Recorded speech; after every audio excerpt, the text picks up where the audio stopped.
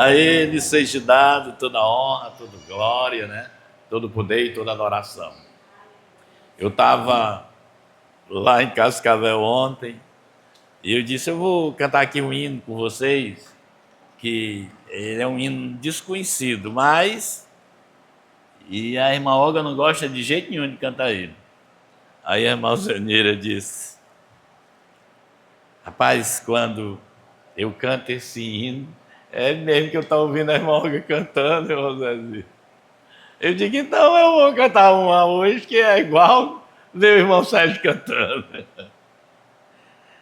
A brincadeira à parte, vamos ler aqui a palavra de Deus em Amós, capítulo 7. Vamos ficar de pé só enquanto a gente lê, né? A gente já vai ler a palavra. Depois nós vamos ficar sentados.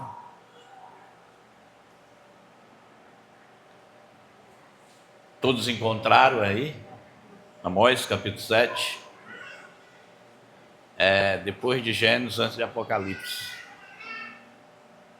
Na minha Bíblia aqui fica na página 553, fica mais fácil, né? Se não for na sua, mas pelo menos perto vai estar. Ela fala sobre a visão dos gafanhotos.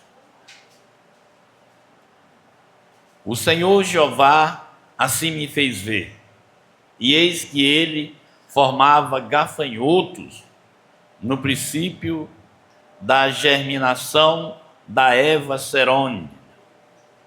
E eis que era a Eva Serôndia depois de findas a ceifa do rei. E aconteceu que, tendo eles comido completamente a erva da terra, eu disse, Senhor Deus, perdoa, rogo-te, quem levantará a Jacó? Pois ele é pequeno. Então o Senhor se arrependeu disso e não acontecerá disso, Senhor. E assim mostrou-me o Senhor. Eis que o Senhor, Deus, clamava para contender com fogo. Este consumiu um grande abismo e também uma parte da terra. Então eu disse, Senhor Jeová, cessa, eu te peço. Quem levantará Jacó? Pois é pequeno.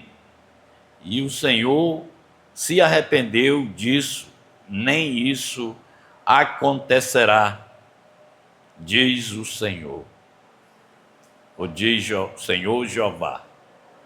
Mostrou-me também, assim, eis que o Senhor estava sobre um muro, levantando um prumo, e tinha um prumo na sua mão. E o Senhor me disse, que vês tu, Amós? E eu disse,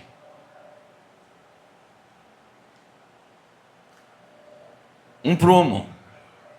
Então disse o Senhor, eis que eu plorei um prumo no meio do meu povo, Israel, nunca mais passarei por ele.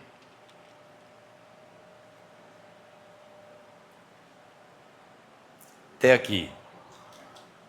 Senhor, nós queremos te agradecer pela tua palavra, por tudo que tu tem feito ao nosso favor, pelo que tu tem nos revelado. E que nisto, ó Deus, seja glorificado o nome daquele de quem em nome dele te pedimos, o nome de Jesus. É no nome dele que nós te pedimos e por fé te agradecemos. E quem crê pode dizer amém? Amém. Aleluias. Então, nessa palavra que nós temos lido hoje, não é tão difícil de se entender, desde que. Depois nós podemos falar nisso, desde que. Mas, irmãos, o que tem vindo no meu entendimento, que Aqueles profetas que se destacam diante do Senhor, diante do nosso Deus, ele tem sempre alguém que observa o porquê e para que o seu chamado. Nós, um dia desse, ouvimos um estudo aqui de um profeta chamado Jonas. Foi Jonas, que se irritou-se quando Deus se arrependeu também e não destruiu uma nação. E nada ele fez. E eu imagino aqui, meu Deus, se fosse Jonas aqui, será que ia destruir todo esse povo? E o rapaz não tinha coragem de interceder, porque não é fácil para quem conhece um Deus, que sabemos quem Ele é, que não muda os seus pensamentos. Ele foi, e sempre será o mesmo, ele não muda. Mas existe algo que nós fomos entender, então Deus se arrepende. O motivo de tudo isso, o desde que, é porque existe nele mesmo, autorizado por ele mesmo, quando houver intercessão. E nesse caso, não só Amós, mas um dia eu vi na palavra de Deus Moisés intercedendo fortemente. E aqui Amós se levanta e diz: Senhor, tu não pode fazer isso. Como vai Jacó prevalecer num negócio desse? Ele é pequeno demais, não dá. Isso leva o Senhor a mudar de ideia. Diz que a palavra aqui, na minha tradução, diz que ele se arrepende disso e isso ele não faz. E o que é que nós, como homens de Deus, nós acabamos de ler aqui que nós ouvimos um chamado de Deus. O Senhor da ceifa está chamando. Mas nós entendemos que as pessoas não merecem tão grande salvação, não são dignas, muitas vezes são atrevidos demais. Mas quando eu leio as cartas de apóstolo Paulo, e daí eu era assim também, ou pior. E alguém intercedeu por mim. Então é uma aprovação de Deus. Tudo vem dele. Amém, irmãos? É tudo por ele, tudo para ele. E uma das coisas que ele fez dentro de tudo foi levantar nós como intercessores. Nós precisamos entender isso, que em sua sabedoria, o feito dele é de nos ter levantado para interceder também. Mas nós vimos aqui que, pelo amor de Deus, é uma coragem muito grande, porque o Senhor está falando que vai fazer. Uma certa vez alguém me falava que, a respeito das coisas, ele disse: não, mas nós estamos no tempo da graça. O Senhor não vai fazer isso nem aquilo, porque nós estamos debaixo da graça. E eu disse: por acaso o prumo não é a graça? Já é a graça. Se você estiver na graça, se eu estiver na graça, eu sou com prumo. Porque o próprio Deus já sabia que não tinha como nós ir até o nível exigido pelaquilo que é a palavra. Então a graça dele foi derramado. Só que muitas pessoas entendem: meu Deus, como é isso que eu posso fazer tudo, estou na graça e vou conseguir. Não. O que eu tenho lido nessa palavra é que a graça de Deus, ela te leva aí uma forma de agradar a Deus. É diferente. Não é a graça de Deus porque está em mim eu poder ser um prostituto, poder ser um adúltero, poder ser um um ladrão, um malfeitor, de qualquer forma que você possa entender, não precisa nós dizer nomes aqui, um desonesto. Eu estou debaixo da graça, então eu posso ser isso. Não, não é isso. A graça de Deus, abundante na nossa vida, ela consegue em nós algo maravilhoso. Nós vamos aí ler em Colossenses, no capítulo 3, que a gente começa a perceber uma coisa muito interessante que o apóstolo Paulo fala. Menino, que quando eu coloco os olhos aqui em cima, enche a gente de um renovo tão grande dentro dos seus pensamentos, de quando você está analisando aquilo que você já vê na palavra de Deus. Que as exigências que o Espírito Santo faz a nós, ele não exige algo que eu já não seja capaz de ir. Existe um nível.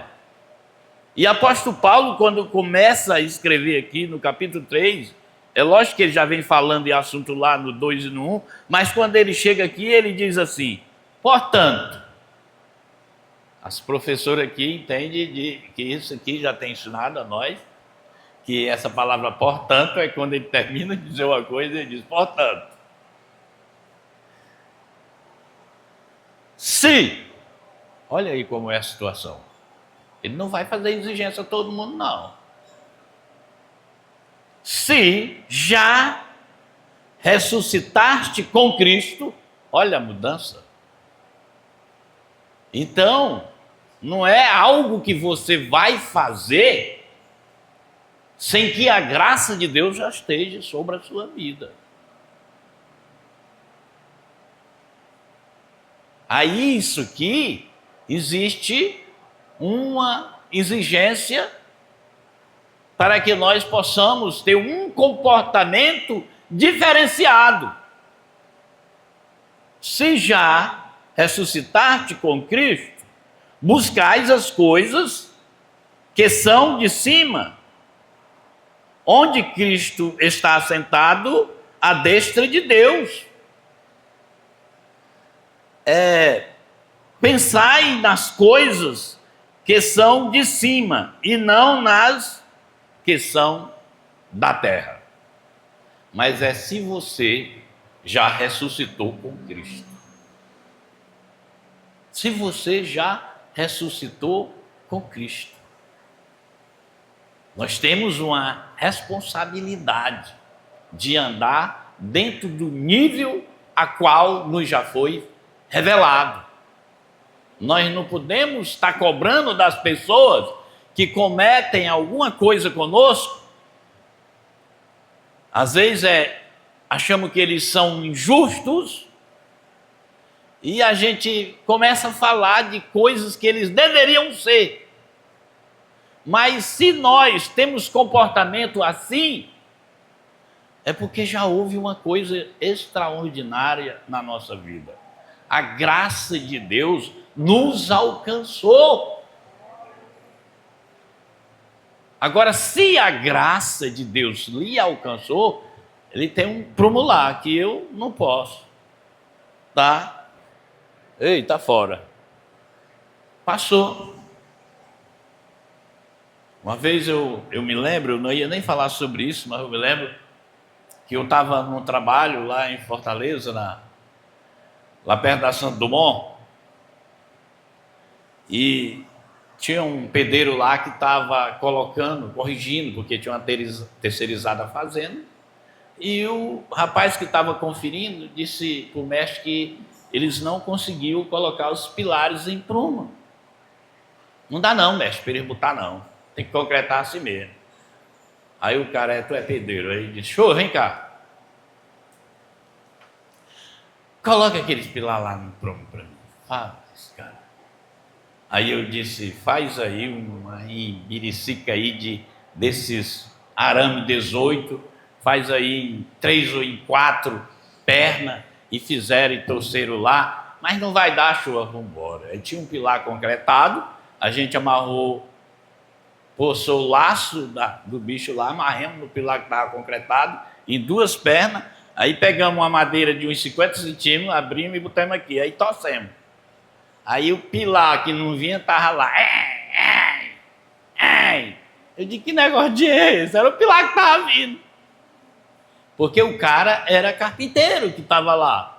Já era acostumado. Eu botei prumo aqui, pilar no prumo aqui, quando nós estávamos construindo a Maura, né? Aí quando eu fui trabalhar, isso é fácil, vem tudinho. Aí os carpinteiros que estavam lá, mas esse bicho é nojento. Não, mas vocês sabem que esses pilares vinham assim. Vocês são acostumados a trabalhar aí. Vocês não queriam botar o pilar no prumo? Sabe por quê? Porque tem pessoa que diz que meio centímetro não vale nada. Vale. Mas quando eu pego a palavra de Deus que fala em pilar, que nós temos que andar, né, não pilar, no prumo, ele não deixa passar. Mas por que Deus exige tanto? Cara, ele dá muita chance para nós. João, quando escreve, diz assim: filhinho, nós falamos essas coisas aqui para que não pequeis.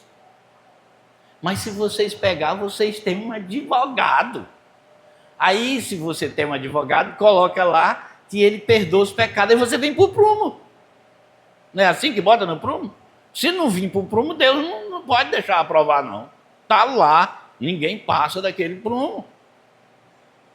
Aí, não, mas todas as quinta-feiras nós temos aqui aprendido como é que nós andamos.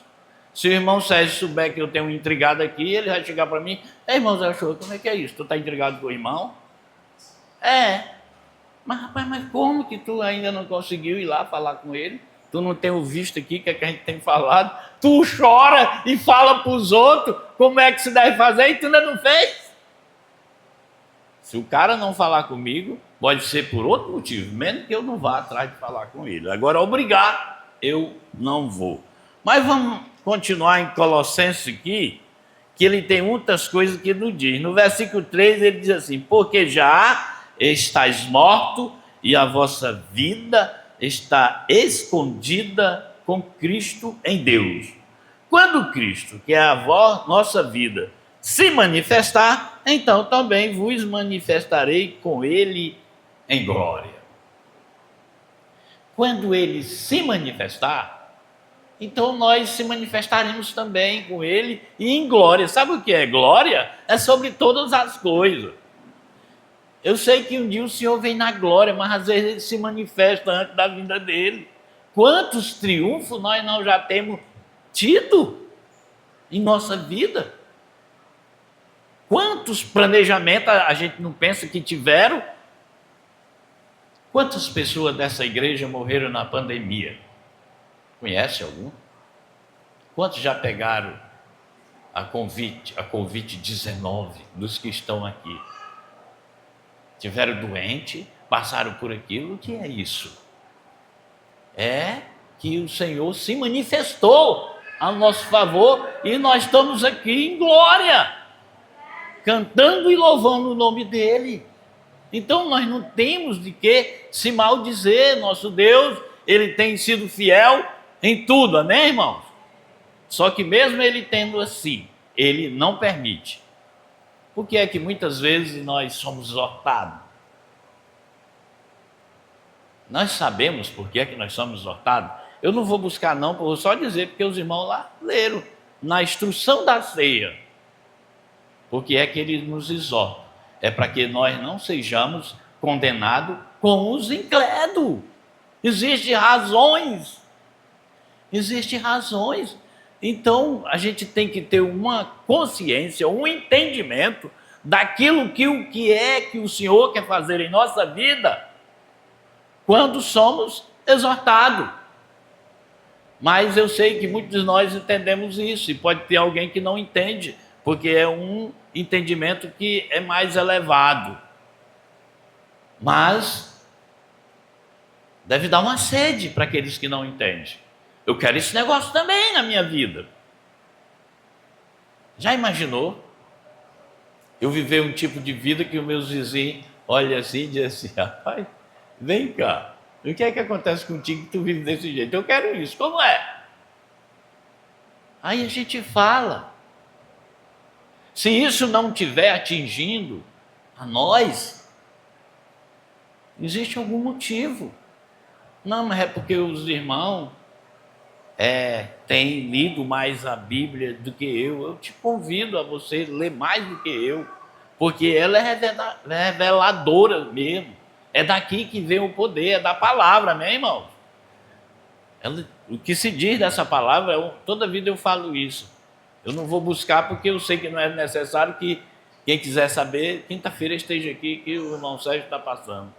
Mas ela é mais amolada do que qualquer espada, qualquer ferramenta de dois gumes. A gente já imaginou o que é que significa isso? Porque uma espada só de um gume só, ela já corta. Imagine uma de dois gumes, que você faz assim, na volta ela vem cortando também. E ela não só corta, irmãos, ela é apta para separar, para levar o canto para a coisa certa, para a alma, para o corpo e para o espírito. Aí ela ainda separa juntas e medula.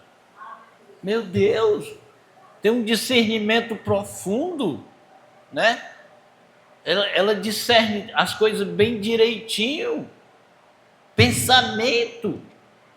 Você pode estar pensando qualquer coisa, ela discerne. Lá o irmão Júnior está pensando uma coisa, lá a palavra discerne, aí manda em cima do que ele está pensando. Ou isso não acontece com os irmãos? Comigo acontece.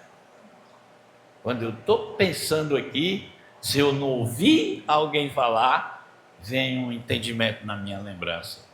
Ah, então é por causa disso. É por causa disso. Mas isso jamais poderá acontecer. Aqui eu considero como um prumo. Essa história aqui, como é que nós temos adquirido a Cristo. Se não tiver desse jeito, a minha vida está fora de prumo.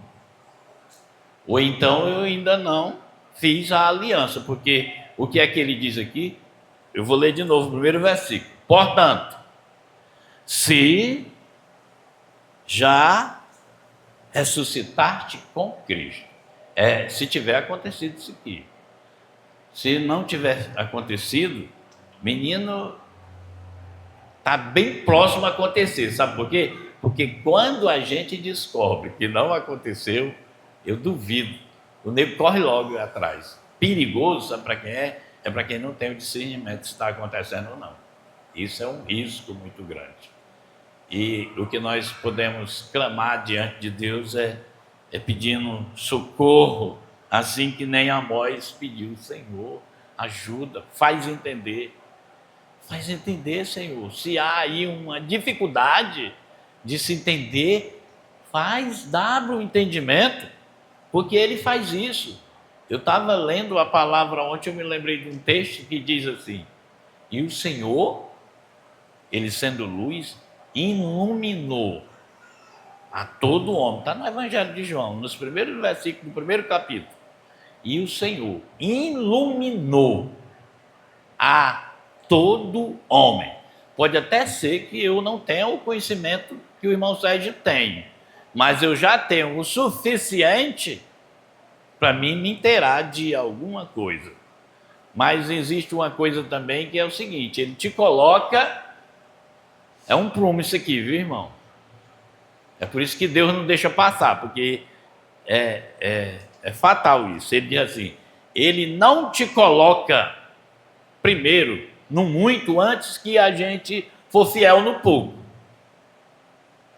Então, se eu descobrir, por meio de uma visão de Deus mesmo, que deu no meu entendimento, que eu sou pecador, que eu não tenho dignidade nenhuma de ir morar com Ele no céu, e descobri já que se eu aceitar a aliança que Ele estabeleceu para mim, ou seja, crer que a morte dele e a sua ressurreição foi para meu benefício, para que eu tenha também dessa vida eterna. Se isso já tiver batido no meu coração, que isso é uma realidade, e eu não confessar a Ele como meu Salvador, aí não tem como eu avançar, não. Eu fico fora do prumo. Se eu entender, eu vou repetir aqui, que a minha salvação, a minha estadia lá no céu um dia, for por meio da morte e a ressurreição do Senhor e Salvador Jesus Cristo, mesmo que eu não mereça,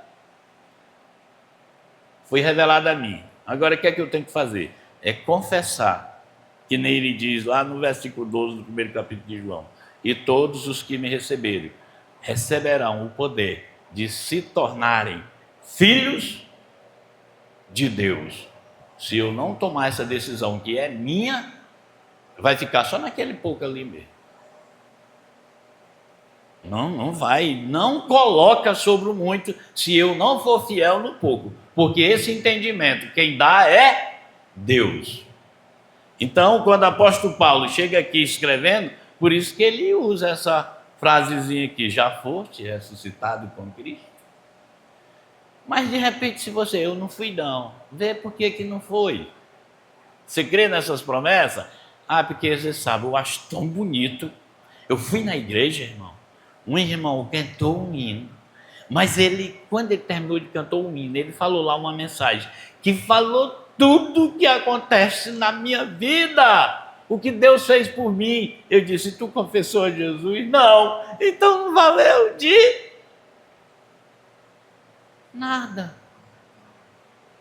né? É que nem aquela irmã que fez aquele hino: quase que eu ia morar no céu, no arrebatamento, quase que Jesus me levava quando ele veio arrebatar a igreja, quase que eu era batizado com o Espírito Santo, porque eu só não fui porque eu não fui para o culto de oração, quase que eu ganhava minha mãe e minha avó para Jesus. O problema é que a pessoa não toma a decisão, mas existe os quase, né?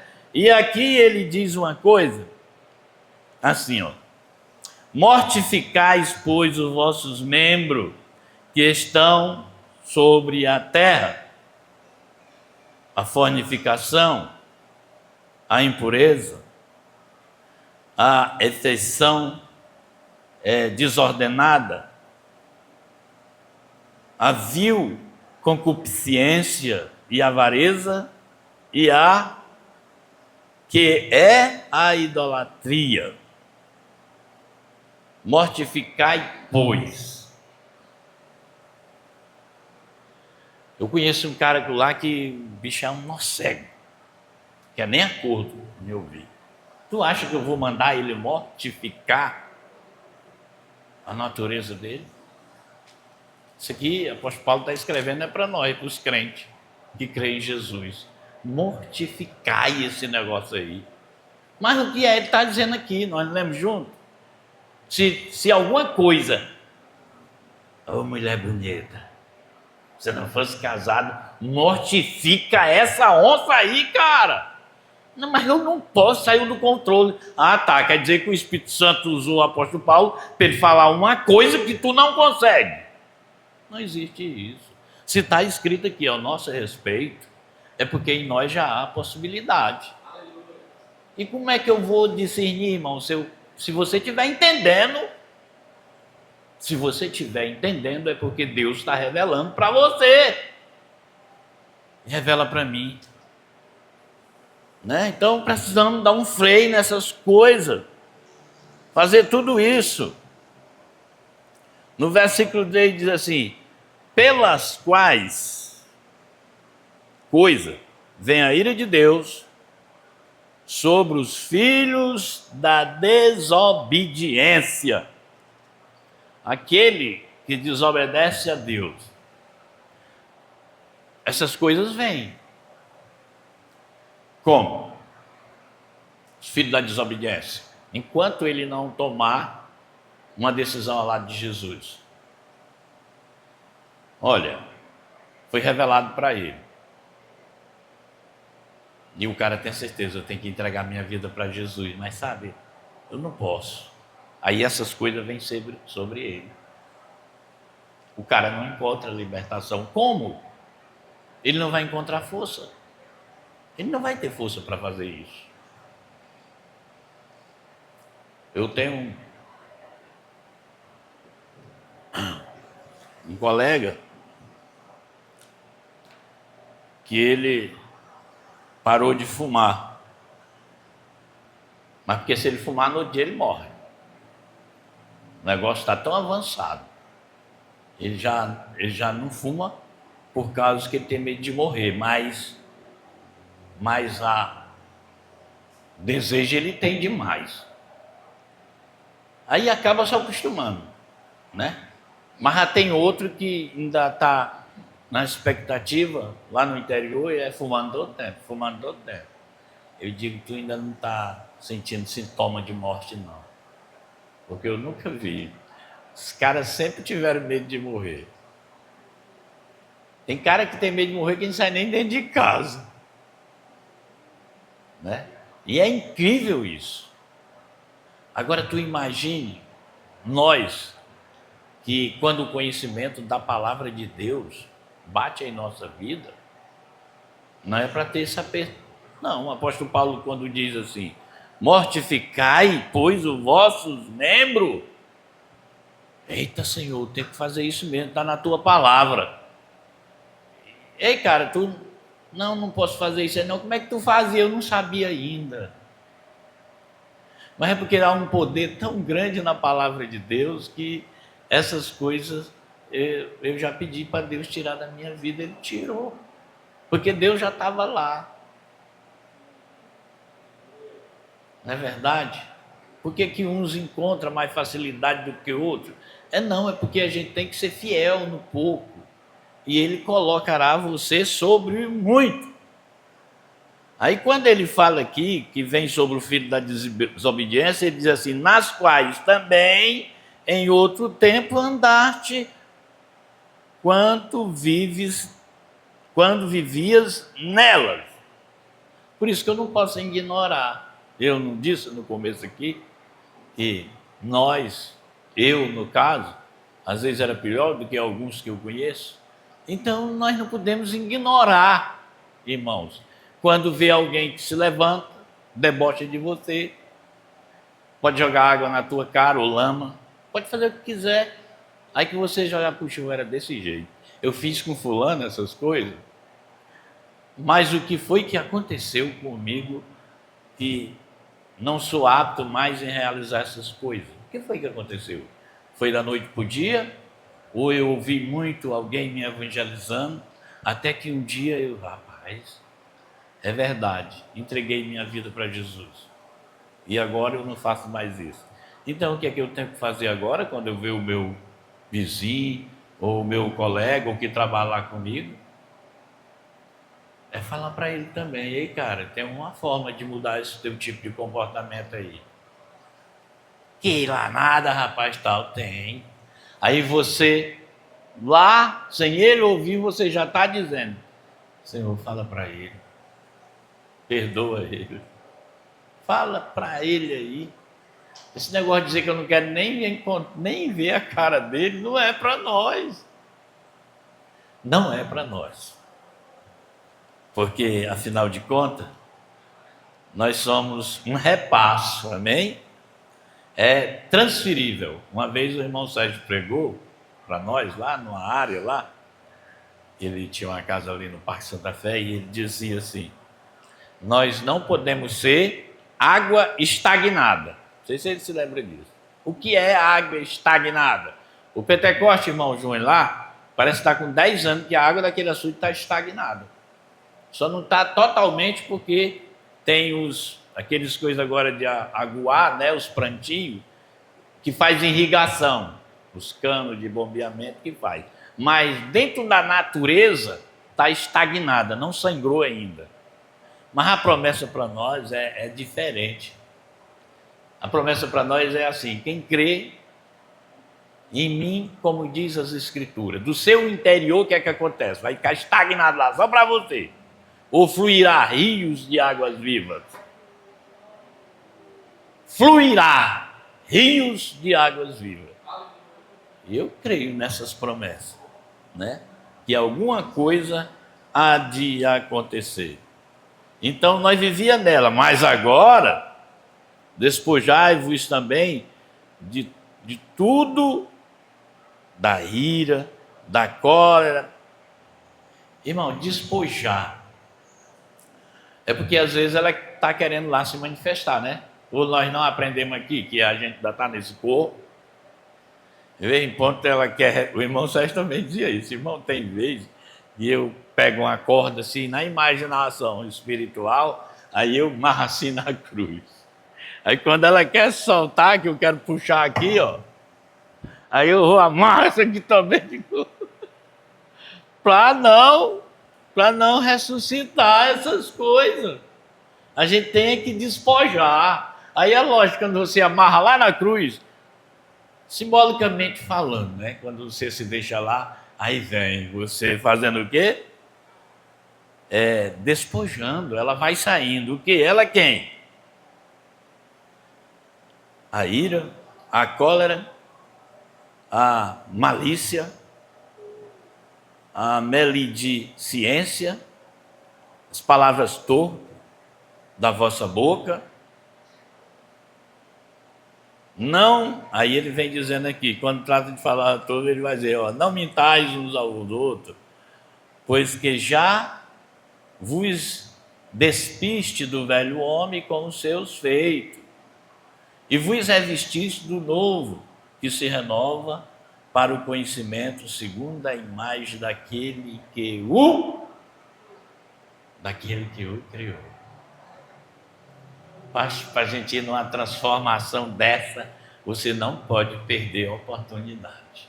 Olha, irmão, se você colocar isso como um princípio. Sabia que eu fui trabalhar um dia e eu não trabalhei muito. Trabalhei 3 dias e o meu serviço lá, eu já chegava 8 horas. Tinha dia que eu atrasava no ônibus, chegava quase 9. Quando o cara foi botar o dinheiro para mim, antes dele botar, ele me chamou, show, quanto é teu dia?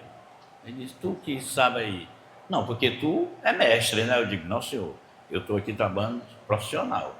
Só profissional, não há com esse negócio não. Eu vou botar teu dia a 180 conto. Não, doutor, eu sou só um profissional. Bote só de tanto. Né? Só de tanto. Aí ele me manda teu Pix. Eu mandei, ele botou os 3 dias, R$ 540. Mas quinta-feira eu disse a ele, olha, pai, quinta-feira eu não passo de 4 horas, que eu tenho que chegar, sabe que hora? 7 horas eu quero estar lá na igreja. Por favor, se for assim, arranje outro. Eu não posso trabalhar até tarde, dia de quinta-feira, se você precisar. Nos sábados, que eu for para Pentecoste, eu faço um trabalho de evangelismo. Eu não posso, se você precisar no dia de sábado, e olhe lá se eu não for na sexta. Eu entendo, senhor. Não se preocupe, não. Mas recente 80 conto, irmão. Cara, mas é porque eu não adquiro o que eu adquiro aqui por 200 conto por dia. Eu não consigo, irmão. Eu vou pagar 200 conto para o irmão Sérgio me ensinar. Se ele pegar os 200 conto, ele vai passar ali a instrução e eu não vou pegar nadinha. Eu não compro. Porque o que Deus quer é voluntariedade, sacrifício. Não exige o sacrifício da pessoa para que ganhe a salvação. Eu tinha uma blusa que ela tinha uma frase assim: salvação é de graça. Não, pela graça, mas não é de graça. Aí tu imagine, mas o que é que o irmão Zé Uchoa ganha com isso? Alguns assuntos aqui, eu já falei no meio de gente super entendido, que fez universidade, estudo para ser pastores, e eu já vi pastores se levantar, olhar assim, o pastor Uchoa está certo. Não compra isso com dinheiro, não compra. É ser voluntário, dispenseiro, porque aqui é algo que nós adquirimos totalmente, irmão, pela graça. E quem disser que diz assim, não, mas a salvação é pela graça, pois debaixo da graça é quando tu não vai sair lá do prumo que Oséias viu. E que o Senhor nos abençoe, né? A cada dia. E que nós precisamos valorizar as coisas, né? Uma vez eu disse, eu vou dizer de novo, né? Nós temos um jovem aqui na igreja de 71, mas vai já inteirar 72, e ele disse com a maior alegria do mundo. E ele disse uma vez para mim o seguinte: quando ele tiver com 92, se ele não puder andar, vier alguém no lugar dele, ele vai querer. Ele nunca veio para cá, mas ele vai querer estar bem aqui com uma bengala. Que é que se o cara falar diferente, vai bater no meio das canelas, não tem por onde sair. Não tem por onde sair. Porque nós damos a vida por isso, né? Para que Deus, o nome de Jesus, seja glorificado, amém, irmão?